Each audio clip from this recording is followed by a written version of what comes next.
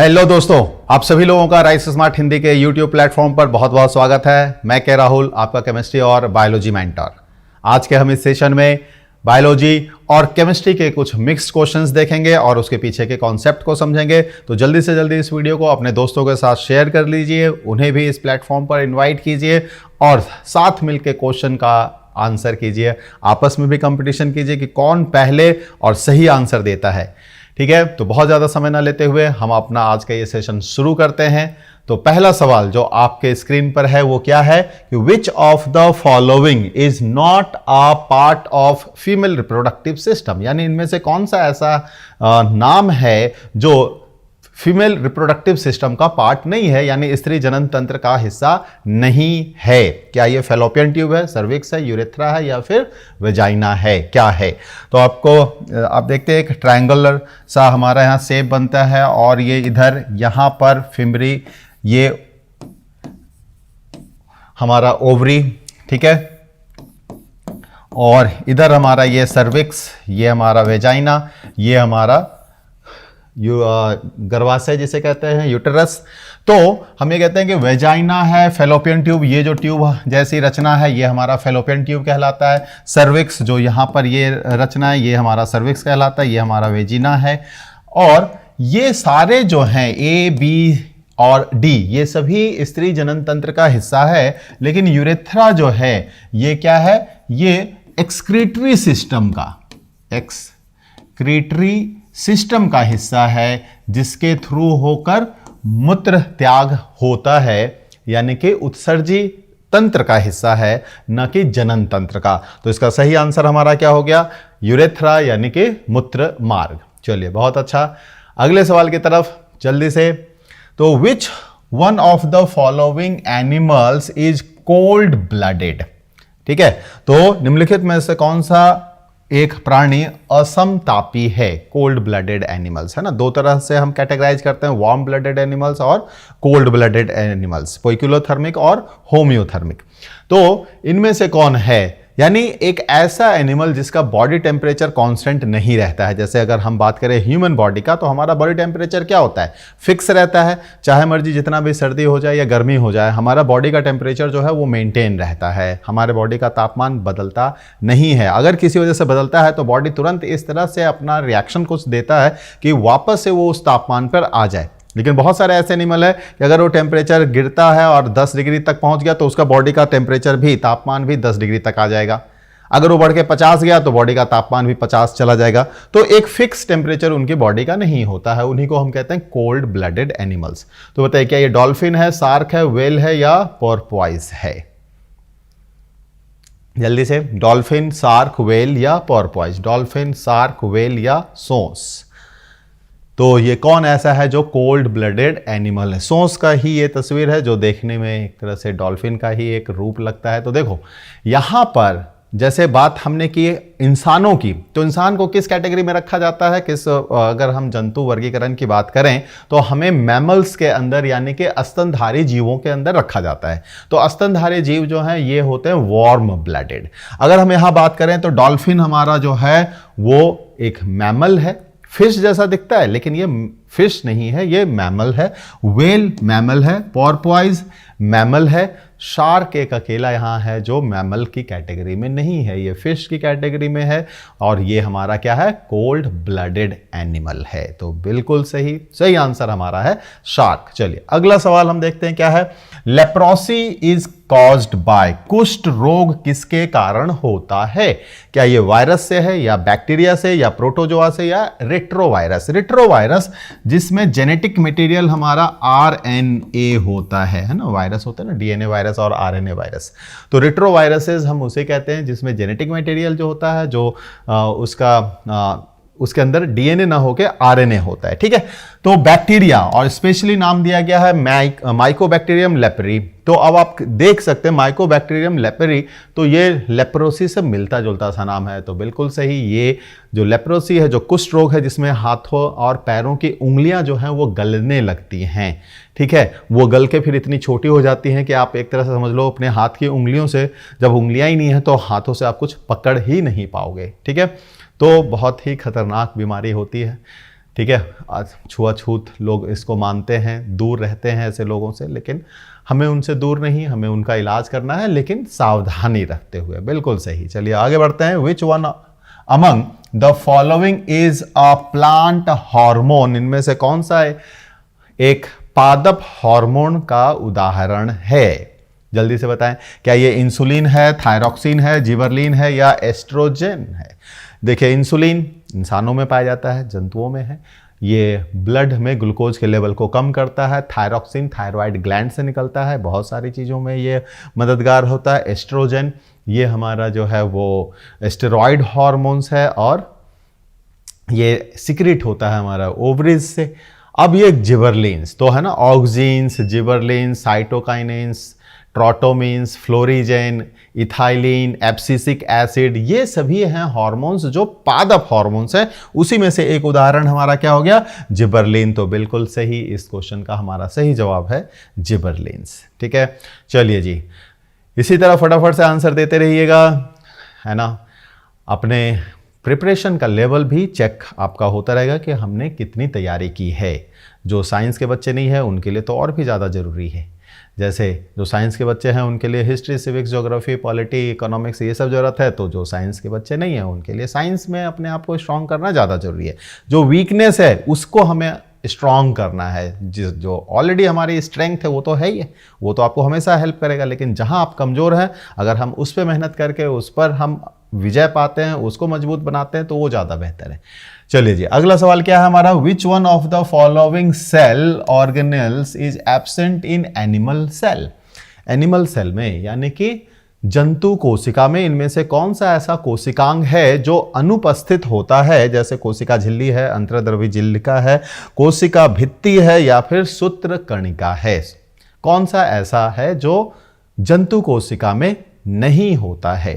तो एक तो ऐसे हमें मालूम है कोशिका भित्ति। कोशिका भित्ति हमें सिर्फ पादप कोशिकाओं में देखने को मिलता है, जंतु कोशिका में देखने को नहीं मिलता। तो बिल्कुल सही, सही आंसर हमारा इसमें है सेल वॉल।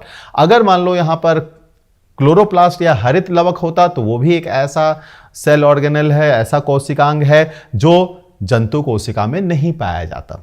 वैक्यूल्स की बात करें यानी रिक्तिकाओं की बात करें, रसधानी कह सकते हैं उसे आप, तो ये भी जंतुओं में बहुत ना के बराबर साइज का होता है, बहुत छोटा आकार का होता है, जिसको हम कहते हैं चलो होता ही नहीं है। लेकिन पादप के केस में जो वैक्यूल्स हैं यानी रिक्तिकाएं हैं या रसधानियां हैं, इनका साइज काफी बड़ा होता है। ठीक है, तो वो भी पादप कोशिका में उपस्थित है, जंतु कोशिका में उपस्थित नहीं है। तो बिल्कुल इसका सही जवाब हमारा है सी। जिन लोगों ने भी सी आंसर किया है इसका मतलब उनकी तैयारी अच्छी चल रही है, वो सही रास्ते पे अपनी तैयारी को लेकर आगे बढ़ रहे हैं। जिनका आंसर गलत हो रहा है उन्हें थोड़ी सी और मेहनत की जरूरत है। ठीक है, which one of the following is the smallest unit showing the properties of life such as capacity of metabolism, response to the environment, growth and reproduction? यानी आपसे यह पूछा जा रहा है कि जीवन की वो सबसे छोटी इकाई बताइए जिसमें वो सभी चीजें देखने को मिलती है जो एक जीवित जीव में देखने को मिलता है, जो एक सजीव में देखने को मिलता है। ठीक है, जैसे मेटाबॉलिज्म है। ठीक है, मेटाबॉलिज्म का रेस्पॉन्स टू एनवायरनमेंट यानी कि अगर जैसे वातावरण में कोई बदलाव आता है तो उस हिसाब से हमारे व्यवहार में भी कुछ बदलाव आता है। जैसे मान लो सर्दियों का मौसम आ गया तो हमारा रहने का, पहनने ओढ़ने का व्यवहार बदल जाता है, चाहे वो जानवर हो, इंसान हो या पादप हो।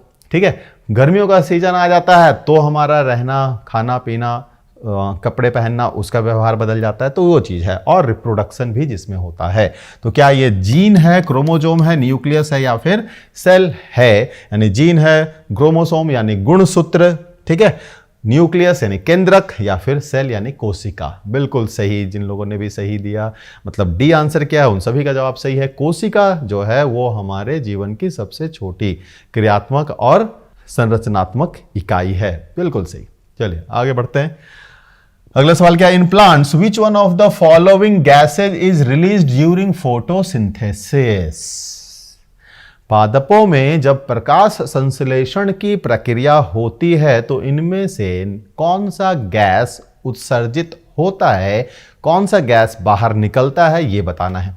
तो प्रकाश संश्लेषण के जब प्रक्रिया होती है तो प्लांट क्या करते हैं, पादप क्या करते हैं? कार्बन डाइऑक्साइड गैस अंदर लेते हैं और ऑक्सीजन गैस हमें देते हैं, इसलिए वो हमारे लिए क्या कह सकते हैं कि वो जीवनदायी गैस हमें प्रदान करते हैं। यही वजह है कि हमें पौधों की रक्षा करनी चाहिए। पेड़ पौधे अगर ज़्यादा काट रहे हैं अपने विकास के लिए, तो आप ये समझिए कि आपका विकास नहीं हो रहा है, समाज का या देश का विकास नहीं हो रहा है। वो फिर एक समय ऐसा आएगा जब ये अगर मान लो पौधे बहुत ज़्यादा मात्रा में कट जाएंगे, तो फिर यहाँ सांस लेने के लिए शुद्ध हवा कहाँ मिलेगी हमें। ठीक है, तो बिल्कुल सही, इसका सही आंसर हमारा क्या हो गया, ऑक्सीजन। ऑक्सीजन गैस प्रकाश संश्लेषण की प्रक्रिया के दौरान एक सह उत्पाद के रूप में निकलता है। जो मुख्य उत्पाद है वो हमारा होता है स्टार्च या मंड, जिसे पेड़ पौधे अपने अंदर जमा करके रखते हैं और हम उसे चाहे ग्रेन्स हों यानी कि फसल के रूप में, सब्जियों के रूप में या फल के रूप में खा लेते हैं, है ना। तो उनके बैंक पर डाका डाल लेते हैं। Gametophytes of sexually reproducing flowering plants are, देखो फ्लावरिंग प्लांट्स के 5 कैटेगरी मेनली हैं। थैलोफाइटा है, ब्रायोफाइटा है, टेरिडोफाइटा है, जिम्नोस्पर्म है और एंजियोस्पर्म है ना। 5 थैलोफाइटा, ब्रायोफाइटा जिसे हम प्लांट किंगडम का उभयचर या कह सकते हो पादप जगत का उभयचर, एम्फीबियन ऑफ प्लांट किंगडम कहा जाता है। टेरिडोफाइटा पहला ऐसा प्लांट का समूह है जो जलीय है पूरी तरह से। फिर जिम्नोस्पर्म। तो ये 4 जो नाम बताए ये सभी अपुष्पीय पादपों के समूह हैं, है ना। थैलोफाइटा, ब्रायोफाइटा, टेरिडोफाइटा और जिम्नोस्पर्म। इसमें पुष्प नहीं लगते, सिर्फ पुष्प किसमें लगता है, एंजियोस्पर्म में। एंजियोस्पर्म इज द जो है वो पुष्पीय पादप है। ठीक है, तो अब उसमें कह रहा है gametophyte.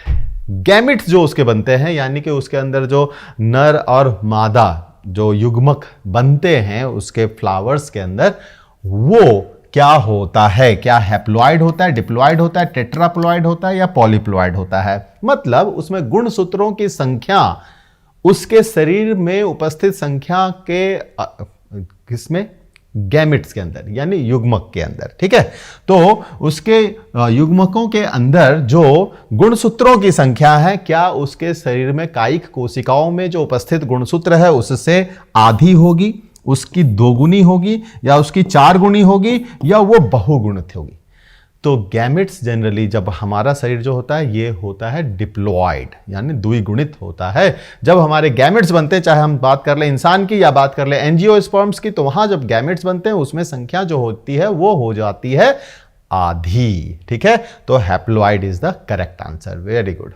Next, The seeds of flowering plants are made up of। Flowering plant अभी बताया, प्लांट्स को हमने 5 कैटेगरी में बांटा है, Thallophyta, bryophyta, pteridophyta, gymnosperms and angiosperms. तो एंजियोस्पर्म्स जो हैं ये सिर्फ अकेले जो है पुष्पीय पादप हैं, यानी कि अकेला है जो फ्लावरिंग प्लांट्स की कैटेगरी में आता है। तो उसमें अंदर जो सीड्स बनता है कहाँ से बनता है, ओवरी एंड ओवरी वॉल यानी कि अंडाशय और अंडाशय भित्ति से, embryo, food reserves and coat यानी कि उसके अंदर जो सीड होता है उसके अंदर भ्रूण होता है, खाद उसके अंदर जमा रहता है और उसके ऊपर एक आवरण होता है, कटिलिडन्स यानी बीज पत्र, है ना। तो जैसे आप देखो चने को आप तोड़ो तो उसमें क्या होता है, 2 ऐसे रचनाएं निकलती हैं, मेनली ये 2 होता है, ये तो मैंने ऐसे बना दिया है।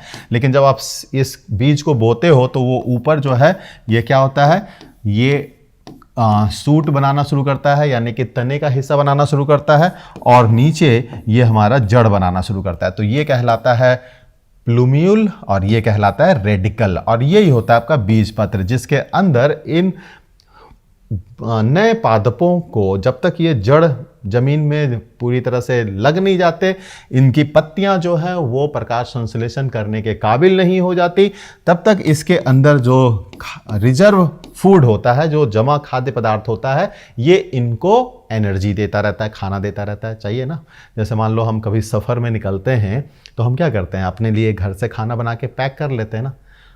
अगर वो सफ़र हम जिस हिसाब से लेके चले, अगर कहीं उससे लंबा हो गया तो पता चलेगा क्या कि जितना खाना हम लेके चले थे वो हमारे लिए सफिशिएंट नहीं हुआ, तो फिर क्या होगा, भूख से मरने वाली नौबत आ जाएगी। तो वैसे यहाँ होता है, इन बीज पत्रों में, इन कॉटिलिडन्स में जो खाना जमा रहता है, अगर उसके रहने तक पौधे अपने आप को अगर इस्टेब्लिश नहीं कर लेते, यानी कि ये जड़ जमा नहीं लेते और प्रकाश संश्लेषण या फोटोसिंथेसिस शुरू नहीं कर देते, तो ये मर जाएंगे। अगर इसके रहते जमा लिया जड़ तो फिर जिंदा रह जाएंगे।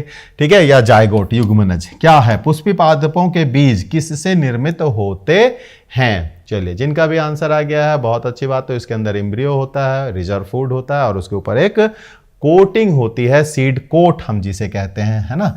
तो ये क्या कहलाता है? सीड कोट, और इसको हम कहते हैं टेस्टा और टेगमेन। तो ये सारी चीजें यहां प्रेजेंट रहती है। चलिए आगे, नेक्स्ट हमारा क्या है? अ डीप सी डाइवर में हर्ट हिज ईयर ड्रम, यानी कि एक गोताखोर है, समुद्री गोताखोर जो समुद्र की गहराइयों में जाता है। तो अगर मान लो वो बहुत ज़्यादा गहराइयों में चला गया और उसने सुरक्षा नहीं लगा रखी है, तो कहता है वो उसके अपने कान के अंदर जो ईयर ड्रम होता है, डायफ्राम जो होता है, पर्दे जैसा नुमाई का रचना होती है, उसको वो डैमेज कर सकता है। तो ये डैमेज किसकी वजह से होता है? लैक ऑफ ऑक्सीजन, कि वो जमीन पानी के अंदर जा रहा है तो वहाँ पर क्या ऑक्सीजन की कमी हो गई है, इसकी वजह से, या फिर वहाँ पर वातावरण का दबाव ज़्यादा हो गया है। ध्यान दीजिएगा, एटमॉस्फेरिक प्रेशर जो होता है वो वायुवीय प्रेशर की बात करता है, यानी हवा के द्वारा जो हमारे शरीर पर प्रेशर लगता है। ठीक है, हाई वाटर प्रेशर यानी कि पानी का दबाव बढ़ गया, इसकी वजह से वो ड्रम डैमेज होगा या फट सकता है, या ऑल ऑफ द अबव, इनमें से कोई भी जो है वो घटना हो सकती है रेस्पॉन्सिबल, जिससे कि हमारा ईयर ड्रम फट जाए। ठीक है तो बताइए, कान का पर्दा किससे क्षतिग्रस्त हो सकता है? तो ये सी बात है, वातावरण तो होने से रहा, वहां पर वायु तो है ही नहीं कि जो वातावरण का दबाव वहां पर काम करेगा। तो वायुवीय दबाव नहीं है, वहां कोई वायुमंडलीय दबाव नहीं है। जब वायुमंडलीय दबाव नहीं है तो ऑल ऑफ द अबव भी नहीं होगा, ये भी ऑप्शन नहीं बन सकता है। लैक ऑफ ऑक्सीजन है, लेकिन चलो बाहर के ऑक्सीजन से हमें क्या मतलब है? हम तो ऑक्सीजन सिलेंडर लेके गए हैं, तो हमें सांस लेने के लिए जितनी ऑक्सीजन चाहिए वो सफिशिएंट अमाउंट में हमें मिल रहा है, यानी कि समुचित मात्रा में ऑक्सीजन हमें प्राप्त हो रही है। तो इसलिए ये भी नहीं बनेगा। तो सही आंसर क्या हो गया? बिल्कुल सही जी, हाई वाटर प्रेशर, यानी कि पानी का उच्च दाब जो होगा उससे हमारा ईयर ड्रम फट सकता है। चलिए बेहतर, आगे बढ़ते हैं।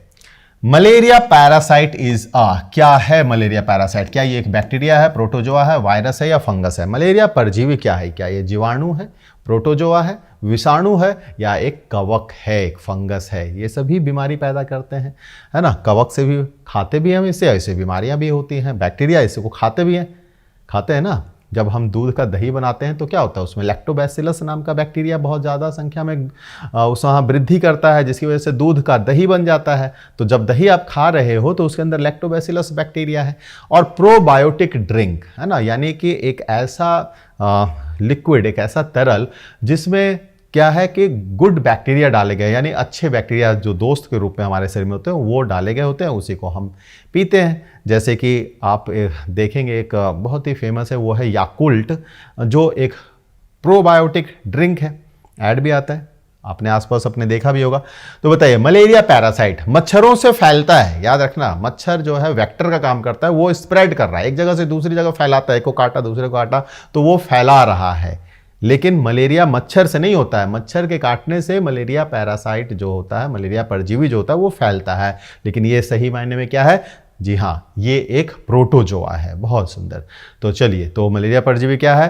प्रोटोजोआ। नाम इसका क्या है? प्लाज्मोडियम। नाम इसका क्या है? प्लाज्मोडियम। पूरा देखें तो प्लाज्मोडियम वाइवेक्स या प्लाज्मोडियम फेल्सीपेरम या प्लाज्मोडियम मैलेरी, है ना, कोई भी नाम हम इसे कह सकते हैं। ये अलग अलग स्पीसीज हैं, इसके जीनस एक ही है, जीनस है प्लाज्मोडियम। चलिए जी, अगला सवाल हमारे सामने है। Fluoride toothpaste is sometimes recommended because fluoride, है ना, फ्लोराइड युक्त टूथपेस्ट, कई बार डॉक्टर उसकी अनुशंसा करते हैं कि आप फ्लोराइड युक्त टूथपेस्ट का इस्तेमाल करें अपने दांतों को साफ करने के लिए।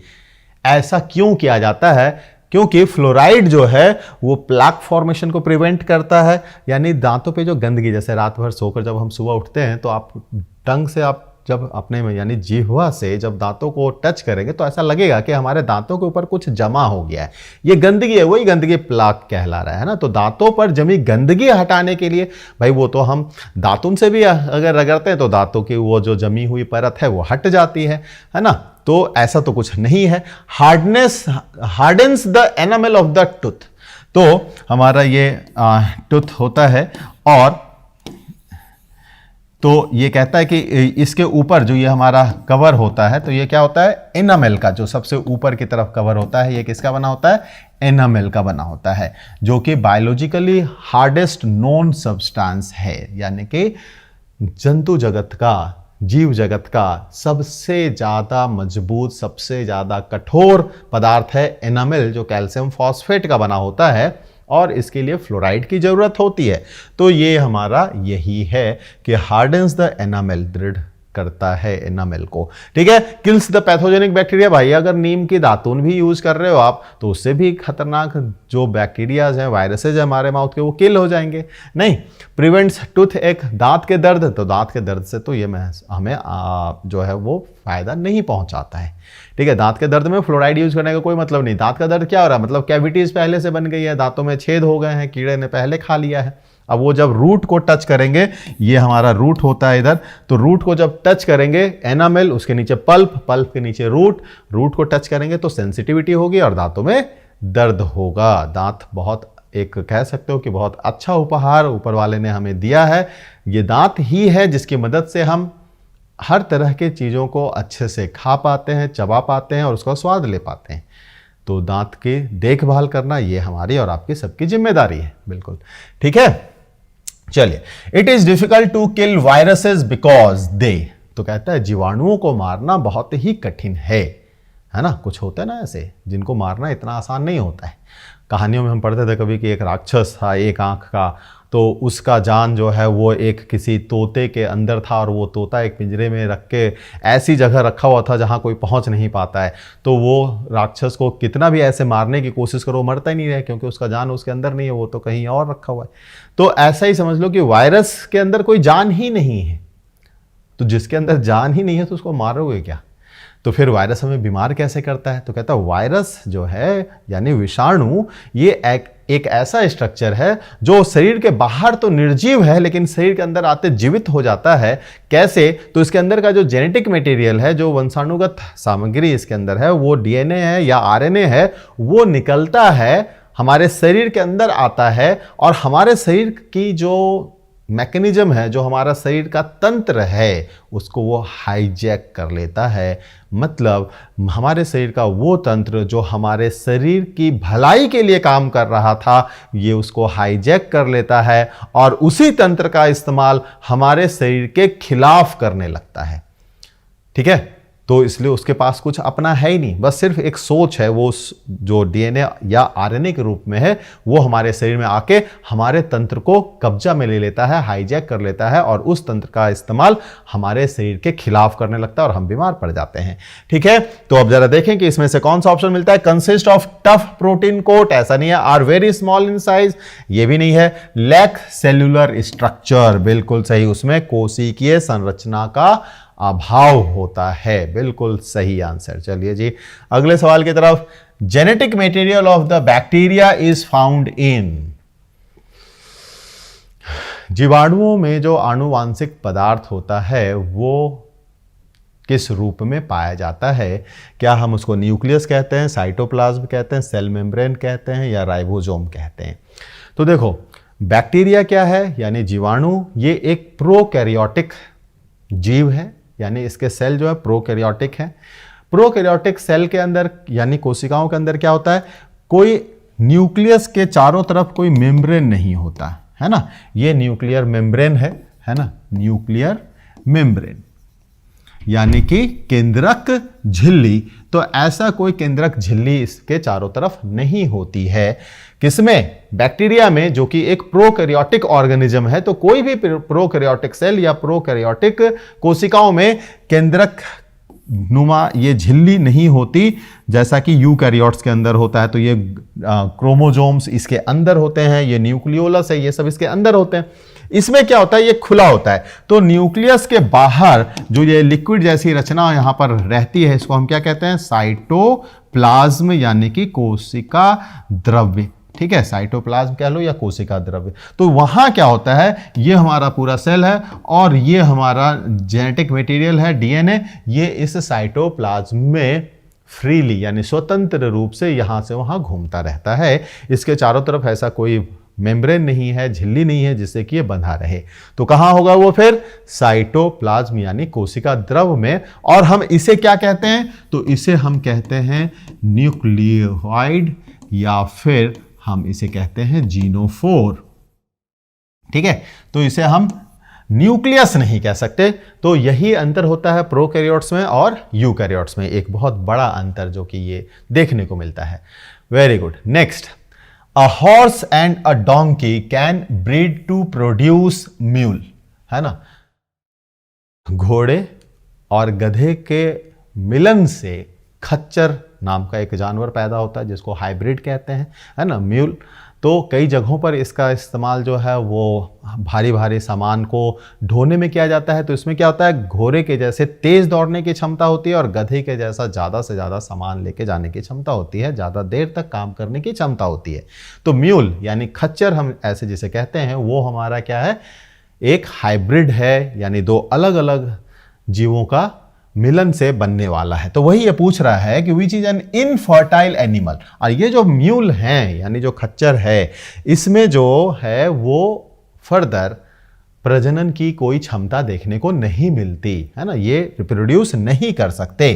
तो the infertility is because horse and donkey belong, क्या वो डिफरेंट क्लास के हैं, डिफरेंट ऑर्डर्स के हैं, डिफरेंट स्पीसीज हैं या डिफरेंट जीनस हैं। यानी कहता है एक घोड़ा और एक गधा के जनन के द्वारा खच्चर पैदा होता है या खच्चर पैदा कर सकते हैं, जो एक अनुवर पशु है यानी जिसमें प्रजनन नहीं हो सकता, यानी कि वो क्या, इनफर्टाइल है ना, नपुंसक जैसा कह सकते हो। तो घोड़े और गधे की निम्नलिखित में से कौन सी भिन्नता के कारण यह अनुवर्ता हमें देखने को मिलती है, ये नपुंसकता जो खच्चर के अंदर होती है वो हमें देखने को मिलती है।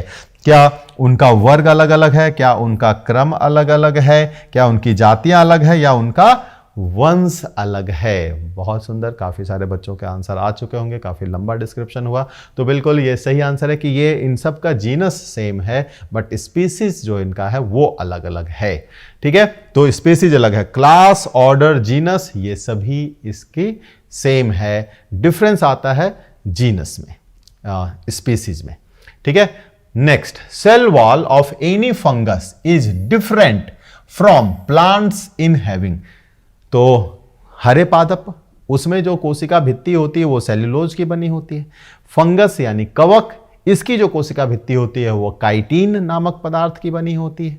और तीसरा बैक्टीरिया, जिसकी चर्चा भी हमने की, एक प्रोकैरियोटिक कोशिका वाला जीव है, इसकी जो कोशिका भित्ति होती है, सेल वॉल होती है, वो पेप्टाइडोग्लाइकेन की बनी होती है।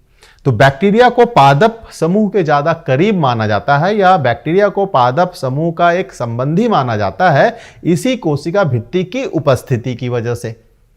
अगर कोशिका भित्ति नहीं होता तो बैक्टीरिया को एक एनिमल की तरह ट्रीट किया जाता है, एक एनिमल की तरह उसको माना जाता है ना। तो अभी आंसर बता दिया कि सही आंसर इसमें क्या है, काइटिन, बिल्कुल सही। अगला सवाल हमारे सामने क्या है, sleeping sickness is a parasitic disease, है ना।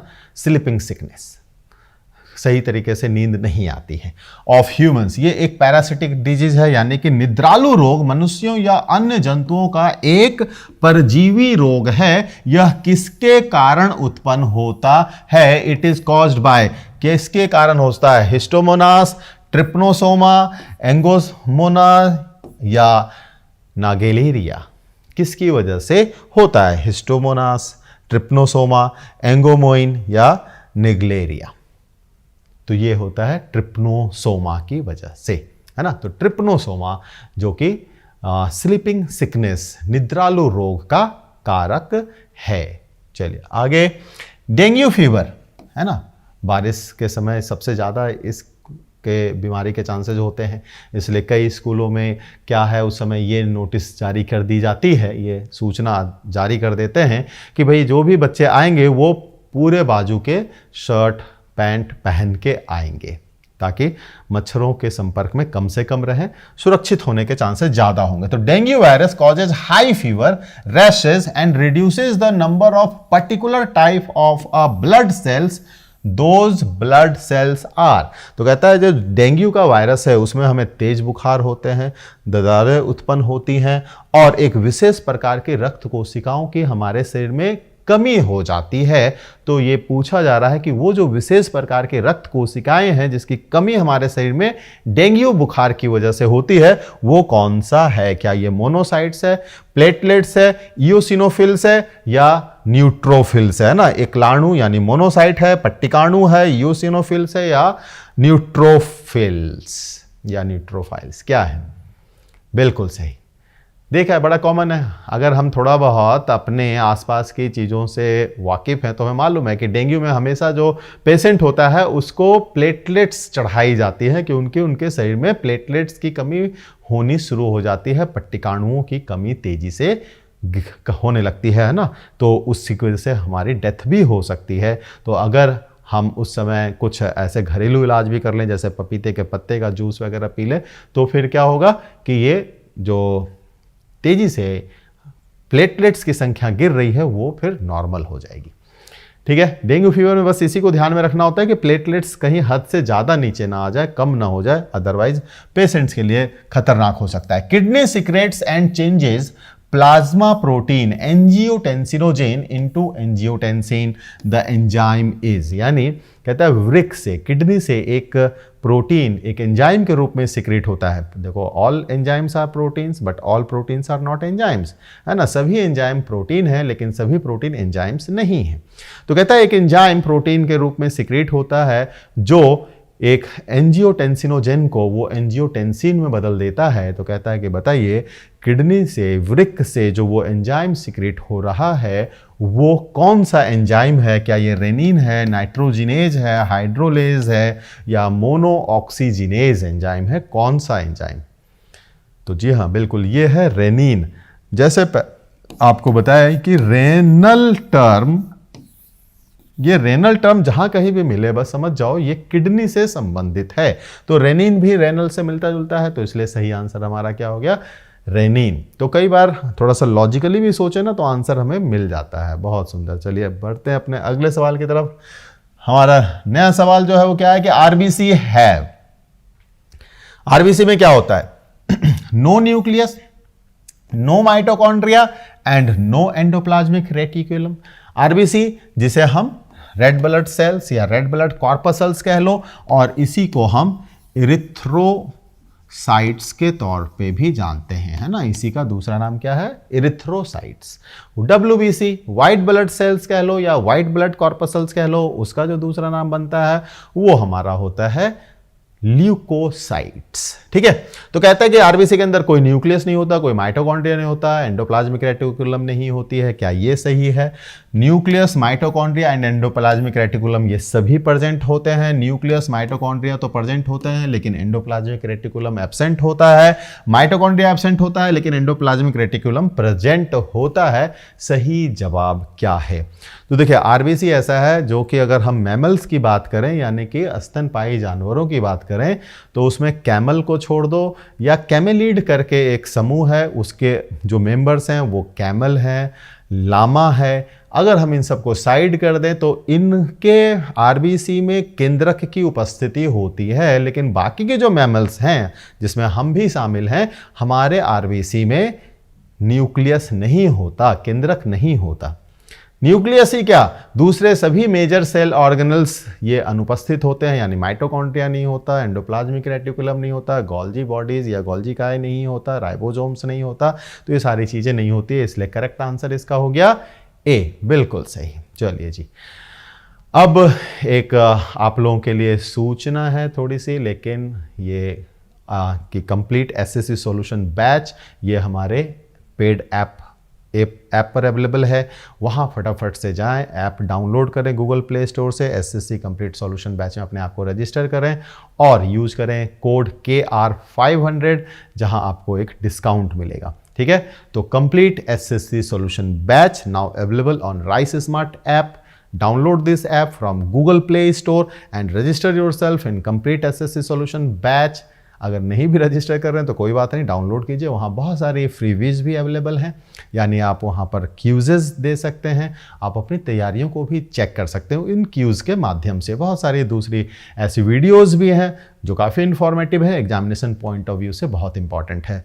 तो डाउनलोड ज़रूर कीजिए, वहाँ जो फ्री में मिल रहे हैं उन सबको भी देखिए, समझिए, अगर अच्छा लगता है तो हमारे कोर्स को आप ज्वाइन कर सकते हैं। चलिए जी आगे बढ़ते हैं। तो यहाँ पर हमारा जो है आज का सेशन ख़त्म होता है। कैसा लगा आपको सेशन ज़रूर बताइएगा, और जाने से पहले लाइक ज़रूर कर दीजिएगा। और हमारी YouTube क्लासेस चलती रहती हैं सुबह 8 बजे से लेकर रात के 9 बजे तक, कभी कभी स्पेशल केसेस में 10 से 11 बजे तक भी होती है, जहाँ पर हर एक सब्जेक्ट अलग अलग एक्सपर्ट टीचर पढ़ाते हैं, चाहे मैथ हो, इंग्लिश हो, रीजनिंग हो। जीएस के लिए भी पूरी एक बड़ी सी टीम है, इकोनॉमिक्स अलग पढ़ाते हैं टीचर, हिस्ट्री अलग है, पॉलिटी अलग है, ज्योग्राफी अलग है। मैं के राहुल जैसा आपको बता चुका हूँ कि मैं आपको सिर्फ साइंस का, लेकिन पूरा साइंस नहीं, सिर्फ बायोलॉजी और केमिस्ट्री पढ़ाता हूँ। फिजिक्स का पार्ट वो आपको घनश्याम सर पढ़ाते हैं। तो एक बहुत बड़ी जीएस की टीम है। मैथ्स के लिए हंसराज सर हैं, बहुत ही एक्सपर्ट, क्रोनी सर इंग्लिश के लिए, रीजनिंग के लिए श्याम असारे सर और अजय मिश्रा सर। तो ज़रूर हमारे YouTube चैनल को आप विजिट करते रहें, अपने दोस्तों को भी बताएं, और लाइव क्लास के लिए मंडे टू सैटरडे सुबह 8 बजे से लेकर रात के 10 बजे तक हमारे साथ जुड़े रहिए। और किसी भी तरह के सरकारी नौकरियों की तैयारी कर रहे हैं, उस सपने को हमारे साथ साकार कीजिए। आप सभी के उज्जवल भविष्य की कामना के साथ मुझे दीजिए अभी अलविदा। नमस्कार।